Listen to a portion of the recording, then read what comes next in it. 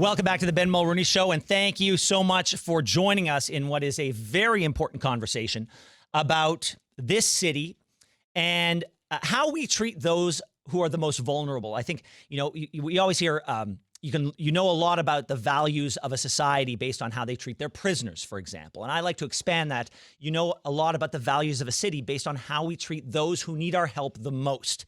And at the top of most people's list has always been our homeless population. Toronto the good, right? We always view ourselves as sort of this wonderfully empathetic, embracing city that even those who, quote unquote, fall through the cracks, we take care of them, right? And so, but there's another volley to that. There's another side to the homeless issue. There's also the issue of how do we treat those who have fallen into the despair of drug addiction, right? And over the course of the past few years, there has been this ever-evolving language around drug addiction.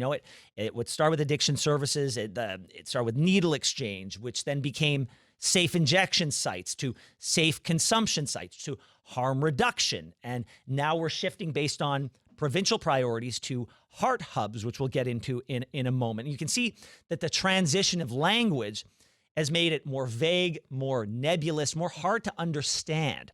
So let's clear it up. Ontario committed to closing 10 consumption sites, especially those within 200 meters of schools and daycare centers, by the end of March of this year. And they were being replaced by 19 new homelessness and addiction recovery treatment hubs, so heart hubs, in Toronto, focusing on recovery, housing, and services. But here's the rub. Here's the rub, which has pitted various factions against each other. They do not provide supervised consumption, safe supply, or needle exchange. Or do they? And that's the conversation we're going to have right now. And we're going to have it with Amy from the New Toronto Initiative. Amy, thank you so much for joining us. And just so people who are watching this know, that Amy is here to share her story and not her face or her name. So Amy, thank you so much for being here. Hi, Ben. Thank you so much for having us and for having this important, very important discussion. So you reached out to us. I did. With some pretty important information. What compelled you to reach out to the show? So about 6 months ago, I was completely and utterly blindsided when the discussion of putting a shelter on a residential street in South Etobicoke happened, because I have family that will live directly across the street from the shelter. The first thing that I did was I reached out to the engagement team that had been commissioned by the city. And the first question that I asked them was, will this be a safe injection site? And I was told unequivocally, absolutely not. This will not have safe injection. It's Right. for the homeless. There's nothing to worry about here. And we hear that all the time. We heard it just recently in a conversation over another site where they're like, no, homeless shelters are where the homeless hang their hats. It's where they find a respite from the cold, cruel world outdoors. This is not what you were complaining about. Is something that is not this. Exactly. Right. So that was meant to pacify me, and I'm sure a lot of other people who made the call as well. Because, that was my main concern. Would we have, people with needles? Would we have, this street life on this small residential quiet street next to a senior's home and sandwiched between two primary schools? And at the end of the street, there's a little waiting area and a kids park called Tiny Tot Town. I didn't want needles around Tiny Tot Town. That's where I spent my childhood. I mean, right? I mean, it's called Tiny Tot Town. Tiny Tot Town. And there is a fear that this homeless shelter would give way to needles and crack pipes and syringes, all that stuff. And the fact that it has such a beautifully cartoonish name is almost kind of perfect. And so, but you're always told, no, of course not. Of course not. But there's also the added shame on you. Yep. For doing that. You're a NIMBY. You don't want this in your neighborhood. We should be caring. Again, what I said off the top, Toronto the good. We need to be taking care of those who need that help, and you are in the way. Exactly. And I was told we would have a harm reduction site here. We would have wraparound services is a term that was used, and harm reduction. So I started, I thought that sounds great. Who doesn't want harm reduction? It sounds so nice. I want those people to get help. So I started looking into harm reduction. Yeah. And what I found was the onion layers peeled back very, very, very quickly, because what I found was shocking to me. and maybe I'm just living under a rock, but I thought that it was going to be overdose kits. Yeah. Preventing overdose. Yeah. And by the way, you got your hands on, tell me what you sent us. Well, Ben, now that you've asked, I sent you a little goodie bag with an assortment of things that you can find at pretty well any harm reduction site. Yeah. It includes crack pipes. It includes... Well, first of all, it's got what you expected, what you said. You've got the naloxone. This is the... Very important. Very important. This is the thing that you... Yeah, so it's a red kit. It looks like something that you would get at a hospital, and this is designed to help with an overdose. Like if somebody who has an overdose, obviously they're not going to be the ones administering it, but this is that very useful kit for somebody who is has an overdose of fentanyl or heroin or that sort of thing. So that's great. But there's so much more. There's so much more in this goodie bag, and I'm going to move over here. I mean, these you can hear it. There's glass in here. Why is there glass in here? Because there are bowl pipes. Bowl pipes, Ben, are used for smoking meth or crack. Here, let me get this out here. Here it is. Yeah. I mean, I've never in my life held one of these before. But And you have now. The fact that this is coming, and who's handing these out? Over 100 distribution sites in the city of Toronto. Okay, so they're not. Here's the key. They're not supposed to be doing that, right? They're not supposed to be doing that. This bowl pipe. You told me earlier. This is supposed to be for. This is for meth And crack. But Mostly meth because the cool kids do meth. Yeah. Okay. Mostly meth. Now there's also these straight pipes, these glass pipes in here. These are the ones that are typically for crack. Yes. Yeah. Okay. And there's two of them in this one. This is Chasing the Dragon Harm Reduction Info and Foil Kit. Contents property of Queen West Community Health Center. That's this one right here. Yep. Okay. Chasing the Dragon. It's got a lovely cartoon dragon here. If you're a kid, there's lots of color here, and it's kind of a cool dragon. It's kind of a cool dragon there. Infographics are important, Ben, because we are visual learners, some of us. Yeah, what's in the kit? 4 pieces of smoking foil, 2 stems to inhale vapor, 1 cooker, matches, condoms, info, and a feedback card to let us know how did we do today as we provided you with everything, almost everything you need to get high. So that's there's so many of them here. I've got another. Oh, here's a flyer that I guess was provided by the same organization called Safer Crystal Meth Smoking: How to Prepare Your Meth Pipe.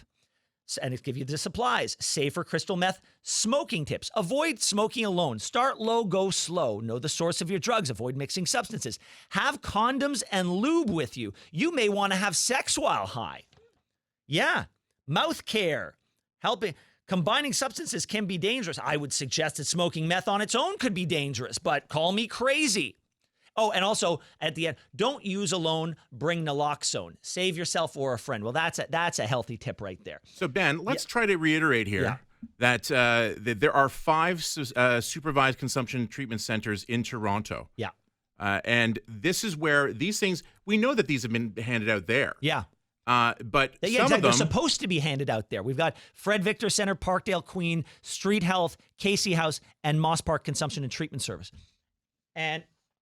But however, we're learning, and you gave this to me, Mike, is they're offering a mobile delivery service for all of this stuff. Uber crack pipe. It's Uber crack pipe. So even though it is specifically, this stuff is supposed to be circumscribed to these 5 locations, the city has decided that they're circumventing that by offering mobile delivery.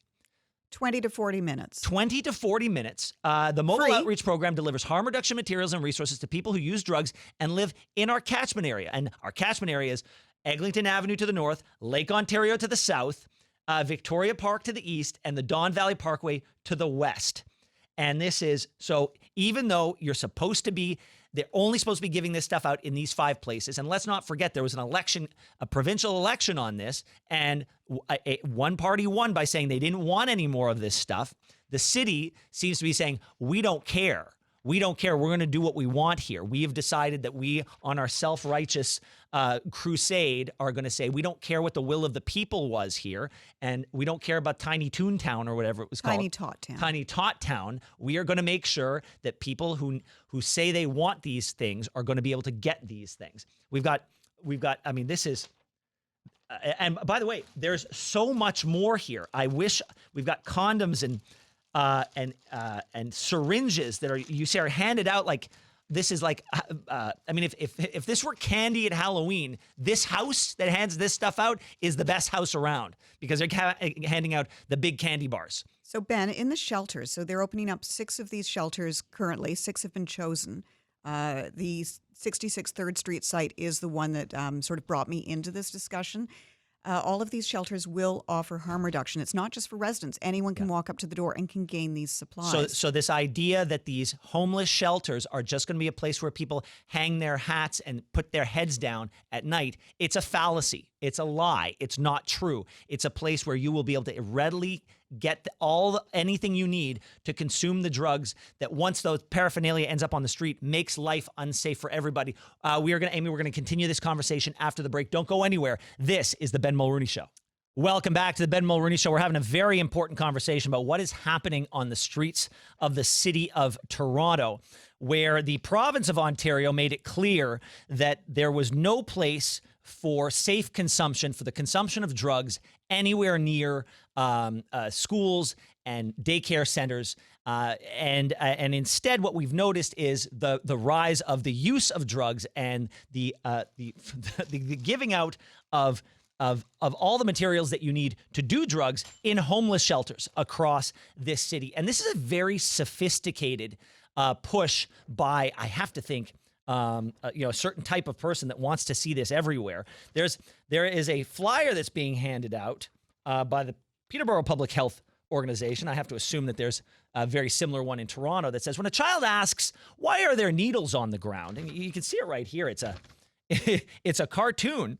The person who left the needle there likely did not leave it there to hurt anyone. Sometimes they drop things by accident. Sometimes people don't know where to put them. It isn't safe to leave needles on the ground, though. Thanks for telling me so I can pick it up safely. Sometimes people throw their wrappers or coffee cups on the ground, too. They're comparing throwing away a hypodermic needle that could be dangerous and that could lead to illness to a Tim's cup, right? And in the mind of a kid, you're trying to make them one and the same. This conversation could not be taking place were it not for our guest, Amy. She's from the New Toronto Initiative, and she opened this Pandora's box for us. Look, this is an important conversation for a number of reasons. We've got a homeless population that has exploded in this city. In 2021, it was about 7,300 people. Today, it's over 15,000. It has doubled in the city of Toronto. So many of the people who avail themselves of homeless shelters are migrants. They are refugees. They come from war-torn countries. They do not come here addicted to drugs.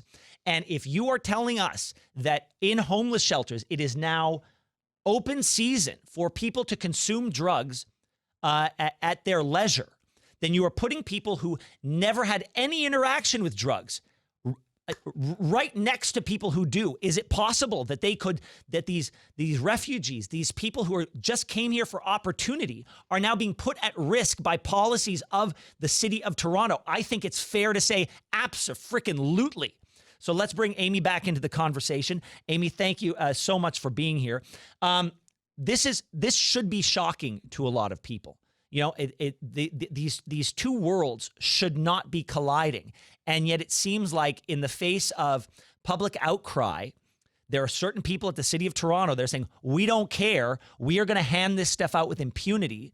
The rules be damned. So all of this comes from a position, it started really in the 80s with a response to the AIDS crisis and the AIDS epidemic. We started giving out condoms and then needle exchanges. And I think those things, and to a certain extent, all this harm reduction stuff does have a place. There are people that are addicted. When we closed down, or when Ford closed down a lot of the supervised sort of injection sites, he did so, I think, with a good heart. He wanted to keep the parks free for families. But when we start sort of, when we don't replace it with something that actually gives treatment, there are 4 pillars to treatment. Yeah. Harm reduction is only one of them. Yeah. And it seems like we are ignoring the other 4. When I would go to these centers and pick up this harm reduction kit, these supplies, I would actually ask, how long is the wait for treatment? Yeah. Not one person could tell me that. And I've went to about 6 different centers. Not one brochure was there to tell me how to get off the drugs if I needed to, but there were plenty that told me how to use it. Of course. And these are in the shelters. They're going into 20 shelters across Toronto. If you're getting a shelter, if your name is announced, be aware of this because it's actually being brought home to your street. They will have community rooms in each shelter. And I was told, oh, a community room, what's that for? Well, it's for your community. We'll have chair yoga. We'll have all kinds of nice things. You can even host your kid's birthday party in our community rooms. Yeah. Don't grab the wrong goodie bag on the way out, kids. Yeah, we have to laugh a little bit because it is so tragic. It's ridiculous. It is so tragic. And look, Toronto has announced 6 new permanent shelters. It would be lovely to believe that those new permanent shelters are where people can go to get out of the cold, to get a good night's sleep and a good meal. But what we are increasingly learning is this is a place where you will be able to get everything you need to do drugs within the halls of that place or outside that place. And so this is, as far as I'm concerned, it's the exact same thing as opening up a safe injection site. It's worse because there is no supervision. You can't actually use the drugs on property, which means that it is going to be forced into the community, to the parks, the school grounds, everywhere that they can congregate, they will find because they can't do it inside. Now you mentioned that the Ford government, you said, the best of intentions. And I think those heart hubs that we talked about earlier, homelessness, addiction, recovery and treatment hubs, where no drugs are supposed to be consumed. And in fact, all those other things are supposed to take place. Recovery and treatment are supposed to take place. I mean, that to me is a step in the right direction. Absolutely. Is it the whole answer? Probably not, but it's a step in the right direction. And so we reached out to them for a very specific reason. I think a lot of our viewers and listeners will remember the vending machine that offered up all of this stuff in British Columbia that went viral on social media a few months ago. Well, it turns out there are 2 of them at Casey House here in Toronto. They're called sassy machines. I mean, if you've ever, that's like calling a crack pipe a fun pipe, right? Or a fun tube. It normalizes something that shouldn't be normal. There are 2 of them on property there, and just for reference, Casey House is a really has been an asset to the community for years. I think they do a lot of great work there. That they get $11.8 million in provincial funding. That was last year. That amounts to 78% of their operating budget. They installed 2 of these sassy machines, and we called the Ministry of Mental Health and Addiction. They had no idea that had even happened. They had no idea. They were gobsmacked. They were floored. Mike, would you agree? Gobsmacked is the word to use? They were stunned. Yeah. I think they were wondering, taking a look at my number to see whether or not I was legitimate or not. Yeah. So we've put in a request to speak with the Associate Minister of Mental Health and Addictions. We're waiting to hear back. But this is it feels to me like those on one side of the equation who want the best for these people who are in the throes of addiction are losing a battle to a far more organized militant group on the other side who are trying to normalize this with kids. They're trying to they're pulling a bait and switch. It's a shell game. Calling things something that they are not. I just don't think that one side is as equipped to have this battle as the other. No, and with the sassy machines, the research on it shows that they gave out, I believe it's 127,716 kits last year. Each of those kits has a value to it. Yeah. So a condom and lube kit, for example, will be about $5, whereas your shooting kit is upwards of $40. Yeah. The crack kits, which are the most popular, apparently, are about $25 per. So if we just average it out at 716 kits at $20, we're talking about $3.5 million per machine. Wow. I believe Canada has a mandate now to put 100 of these machines across country. These so sassy it's coming. machines. Yeah. Sassy machines are coming. And it's 24/7. Kids can go up to that machine anytime, day or night. They can get past the street scene that happens to sort of, usually be prevalent around them, and they can access these things. Your 8-year-old could actually access it. It's a vending machine that doesn't require money, doesn't require ID. Thanks so much for watching the show. Now, if you enjoyed what you saw, hit that subscribe button so you never miss another episode of The Ben Mulroney Show.